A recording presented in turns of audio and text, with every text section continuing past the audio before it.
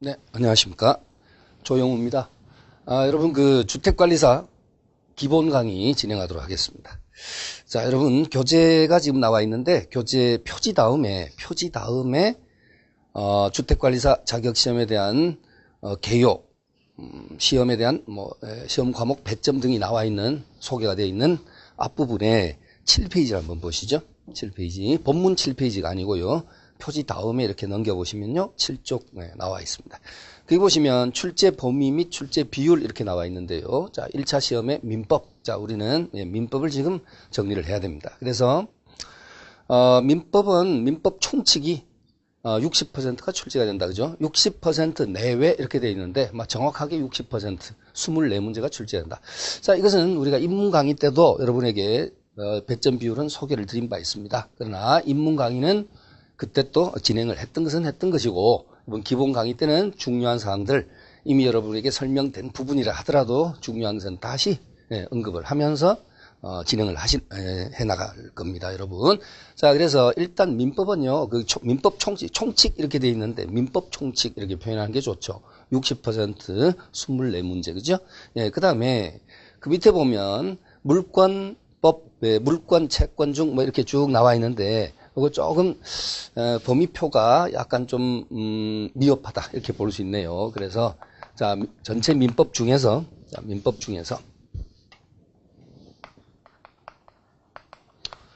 자, 일단 민법 총칙이 60%죠. 그래서 24문제 다시 한번 언급을 합니다.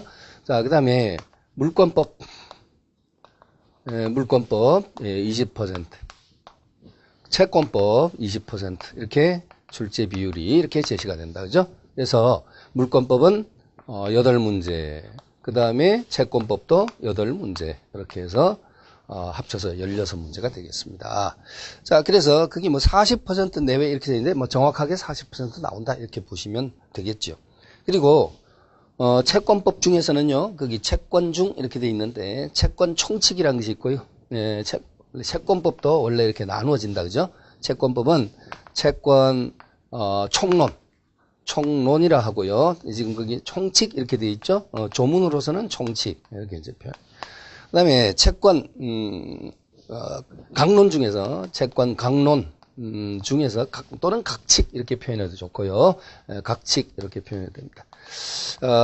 강론 중에서는 자, 계약 총론, 그 다음에 계약 강론, 그 다음에 이제 여러분 법정 채권 영역이거든요. 법정 채권이라고 해서 세 가지 종류가 있는데요. 세 가지 종류 보시면 사무관리, 그 다음에 부당이득, 불법행위.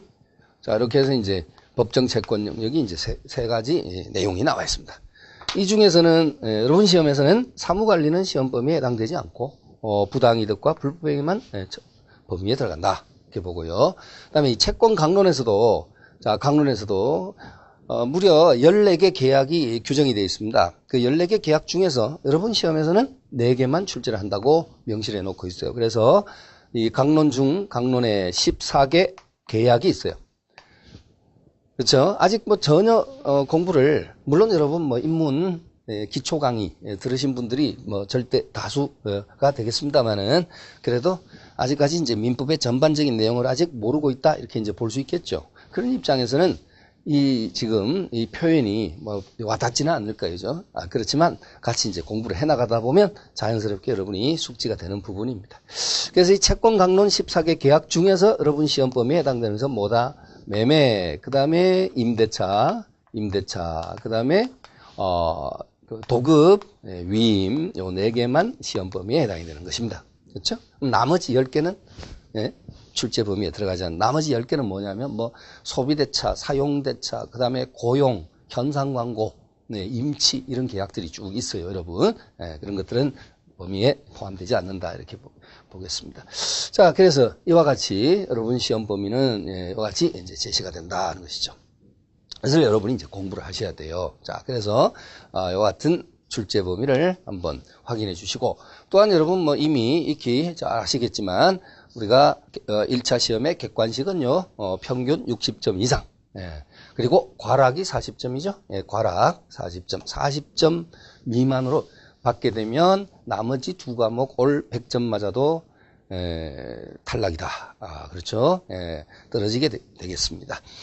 그렇지만 뭐 여러분이 체계적으로 좀 이렇게 신경을 좀 써서 이렇게 공부를 해주신 여러분이 과락을 걱정할 경우는 없으리라고 저는 이제 확신을 하고요. 여러분 같이 과목별로 이제 공부를 충실히 해 나가시겠습니다. 그렇죠. 그러니까 과락이 40점이고 40점 이상이 되고 평균 세 과목 민법, 회계, 그 다음에 시설개론 해서 60점 이상이면 합격이 된다. 이렇게 볼 수 있겠죠. 그래서 1차는 같은 기준을 제시를 해드리겠습니다. 자, 그러면 여러분 교재 본문으로 들어가는데요. 자, 지금 여러분 지금 현재 제가 별도로 제가 제작한 별도의 그 보충 교재가 있습니다. 이 보충 교재는 이름은 여러분 나중에 교재가 나오게 되면 원스톱 뭐 민법 이렇게 돼 있을 거예요. 그래서 왜 원스톱이라는 용어를 구사를 했느냐 하면요. 지금 여러분 자료로 아마 지금 보고 계실 텐데 이것이 아직 보충 교재가 출간이 지금 안 된 상태입니다. 이번 달 중으로 이제 제시가 출간이 되겠지만은 전체 약 한 220페이지 정도 되고요. 왜 원스톱이라는 표현을 썼느냐 하면요. 이 보충 교재는 이 핵심 이론, 그러니까 시험 문제에 출제 가능성 있는 그 같은 핵심 이론, 그러니까 군더더기를 좀 뺐습니다. 자, 우리가 이제 기본서 하면, 지금 여러분이 지금 갖고 계신 이 기본서 하면, 어떤 출판사에서 나온 책이든 기본서는요, 학습책에상 어쩔 수 없이 수록할 수밖에 없는 그런 이론들이 있어요. 시험에서는 사실 안 나오는데. 이 객관식 시험 문제에서는 물어보지 않을 10년이 가도 출제되지 않는 부분인데 학습책에상 어쩔 수 없이 수록되어 있는 부분이 있습니다. 그래서 이런 것을 저는 뭐라고 그러냐면요, 어떤 군더더기라고 표현합니다. 사실 우리는 시험이 중요하거든요. 그래서 그런 군더더기를 제거하고 비계를 좀 빼고, 그야말로 엑기스만 출제가 잘 되는 내용을, 정리해둔 이러한 핵심 이론에다가, 그 다음에 시험에 잘 나오는 판례가 쭉 중간에 진도에 따라서 판례가 수록이 되어 있습니다. 예를 들면 지금 여러분이 출력하신 자료에 한번 확인 한번 해보시죠. 예를 들면 3페이지를 한번 교재 말고요. 보충 자료입니다. 3페이지를 보시면 중간 약간 위에 보면요. 001, 002 이렇게 나와 있죠.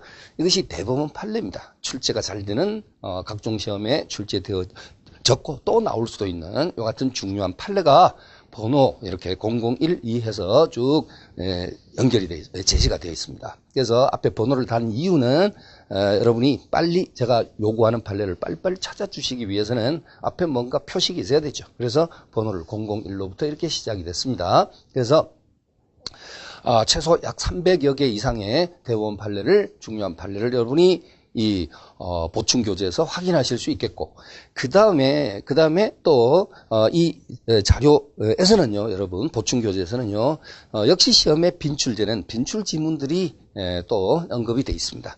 그 다음에 또 민법은 여러분이 공부를 하시다 보면 좀 까다로운 내용들, 그러니까 내용, 법문 어떤 내용, 서술적인 이와 같은 체계만으로는, 내용만으로는 납득이 잘 안 되는, 이해가 잘 안 되는 부분이 있어요. 많습니다. 그런 부분이. 그래서 수업 시간에 그림을 제가 많이 그리잖아요. 그죠? 그림을 그려서 이렇게 제시를 하는데, 그러면 여러분이 이제 따라서 그림을 그리고 하다 보면요. 아무래도 설명을 놓치는 경우가 있어요. 강의가 좀 이렇게 어느 정도 이렇게 진행이 되다 보면 상당히 좀 뭐랄까요. 박진감 있게, 좀 타이트하게 이렇게 진행되는 경우도 있습니다. 시간을 우리가 뭐 예를 들면 기본 강의를 60시간 정도를 이렇게 배정을 해놓고 있어도 여러분에게 설명드릴 내용이 워낙 많기 때문에 약간 타이트하게 진행되는 경우가 있거든요. 그러다 보면 그림을 따라 그리다 보면 여러분이 설명을 놓치는 경우가 있어요. 물론 동영상 강의는 여러분이 다시 리와인드를 하셔가지고 다시 되풀이해서 들으실 수 있는 장점이 있습니다만은, 그래도 처음 강의 진행될 때 같이 이해하고 진행되는 것이 가장 바람직하지 않은가 이렇게 생각이 되는 거예요. 그래서 무슨 말씀을 드리고자 하냐면요, 그림을 따라 그리다가 설명을 놓치는 이런 불상사가 없어야 됩니다. 그래서 이 보충 교재는요, 중요한 그림들은 제가 이미 교재에 다 그려 넣어놨습니다. 그래서 상당히 많은 도해들이 나와요. 그림이 나옵니다. 그래서 그 그림을 여러분이 보시면요, 충분히 그 까다롭고 어려운 내용을 이해하고, 또 문제는요, 이 도해는 그림을 여러분이 보시게 되면요, 어려운 내용을 이해하는 것이 첫 번째 목적이지만, 그 그림을 여러분이 시각적으로 보시면서 결국 어떻게 하느냐면 기억에 오래오래 남길 수가 있다는 겁니다. 그렇죠? 그래서 공부하고 돌아서면 자꾸 잊어버리고 기억에 사라지는 이러한 딱딱한 내용들을 여러분이 이러한 도해를 보시면서 설명을 들으시면서 기억을 오래오래 남길 수 있다. 이런 장점이 있다는 겁니다. 그래서 이와 같이 이런 핵심 이론과 중요 판례와 그 다음에 빈출되는 지문과 그 다음에 중요한 도해, 그림 이런 것들을 같이 이렇게 구성을 체계적으로 해두었다 해서 제가 이름을 이렇게 원스톱이다 이렇게 표현을 붙인 겁니다. 자, 그렇게 교재 제목을 붙였습니다, 여러분. 자, 그렇게 하시고요. 기본서도 물론 중요하지만 이 보충 교재는 대단히 중요한 것이다. 여러분이 아직까지 체험을 하지 못했기 때문에 이 보충 교재가 얼마나 좋은 자료인가, 교재인가 하는 것은 여러분이 지금 전혀 느낌이 없으실 겁니다. 그렇지만 여러분이 공부를 하시다 보면요, 점점 아주 소중한 좋은 것이다라는 것을 여러분 스스로 느끼시게 될 것이고요. 그러한 또 평가는 이미 전년도에 시험을 보시고 합격하신 분들이 다 이렇게 평가를 다 내렸던 부분입니다. 그래서 여러분이 믿고 같이 공부를 해 나가시면 되겠습니다. 그렇죠? 그래서 수업 때는 이와 같이 기본서, 요거 우리가 이것을 기본서라고 명명을 하고요. 그 다음에 보충 교재 이렇게 표현하겠습니다. 또는 뭐 핵심 교재라고 표현할 수도 있겠고, 원스톱이라고 제가 바로 이렇게 표현할 때도 있을 것입니다만은, 자, 이렇게 해서 두 교재를 함께 여러분이 진행하면서 정리를 해 나가시고요. 자, 마지막으로 이 보충 교재는 결국 여러분의 최종적인 서브노트가 또 역할을 또 할 수 있습니다. 그렇죠? 자, 이렇게 해서 진행하겠습니다. 자, 일단 여러분 기본서 본문 2페이지입니다. 그렇죠? 2페이지 보시면요, 통칙하고 나와 있죠. 이 통칙이 뭐냐면요, 자, 일단 민법 총칙의 체계가 어떻게 되어 있느냐. 자, 총칙의 체계를 한번 잠깐 보시죠. 자, 그러면 이것은 여러분 일단 지우겠습니다. 앞으로 여러분 뭐 다 알게 되실 것이니까 지워버리고, 일단 민법 총칙의 체계를 한번 보도록 하죠. 민법 총칙은 이렇게, 그리고 자, 이렇게 해서, 자, 원래 곧 다시 언급하겠지만 민법 총칙이 민법의 제1편이거든요. 제1편, 1편 민법 총칙인데 그 1편 중에 총칙이 1장, 자, 이렇게 1장, 2장, 3장 이런 장으로 구성이 됩니다. 그래서 1장 서론,